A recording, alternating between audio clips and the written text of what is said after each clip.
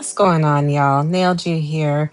I am going to show you what happens when you happen to split your nail and what you should do. Because I realize I've been sharing shorts with you guys about people and their nails and them being split. And then I never actually showed you what to do. So earlier today, I was moving something and I split my nail. So what I did first was wrap it up in a band-aid because I wasn't ready to cut it just yet. I didn't have the right tools. You can use simple tools, but again, first things first, make sure you protect the area that has been damaged. So I use a band-aid to do that. And as you can see here, I'm quickly going to take that off. Do be careful though, because you do not want to do any type of damage while you're peeling off the band-aid. So as you can see here, the nail is split literally in two separate places on both sides. Truth be told, I don't think it had enough structure, so it was a little bit thin. I was scratching my back while I was driving. And so, boom, boom, what happened? I happened to peel it backwards, which happened to split it on each side. So, what I'm going to have to do here is a quick repair. And what I should recommend for anybody to do if they find themselves in this situation so you don't cause further damage to your nail. So, I'm going to remove the nail, as you can see here, from the split area, but I'm looking underneath to make sure I do not cut my skin. Sometimes the skin will grow out underneath your nail, and if you cut too deep, you can make yourself bleed. So look underneath your nail before you cut to make sure that you're not removing any skin or any skin that has grown up underneath your nail so you do not hurt yourself. You can feel it when you're cutting, so just trust yourself and trust what you're feeling underneath your nail in terms of the sensation so you do not cut yourself to cause bleeding. It's super important.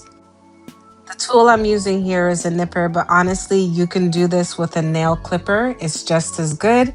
I'm just using this for more precision because I cut it in, or because the nail split on two separate sides and in two different areas. I want to make sure that I have the cut as clean as possible.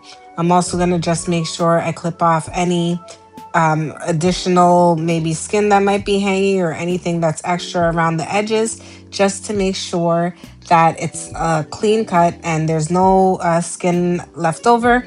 And again, it's basically I've removed any type of hanging or any type of extra anything within the nail. Next step is simple. All I'm doing is grabbing my handy dandy trusted nail file, and I am going to smooth out the edge of my nail by filing it in both directions, to be honest, because right now this is about maintenance and not about vanity. I need to just make sure I smooth out the edge so it doesn't get caught on anything, because trust me, if there is a rough edge, the potential for it to get caught up on something is real, and you do not want to have anything more pulled back on the surface of that nail if you do not have to. At some point, I am going to probably add an extension to this nail if I feel like adding back the length, but for the moment, this is going to have to do. This file has two sides to it, 180 grit and 100 grit. The 100 grit is the more rougher and the 180 is softer. The higher you go in grit, the softer it is. So I'm going to use the 180 side to smooth it out after using the 100 side to ensure that the roughness is gone. Brush any of the dust away. If you need to, spray it off with some alcohol or some acetone mixed with alcohol, whatever the case may be, so that you can tidy up your nail and that it's all cleanly and ready to go.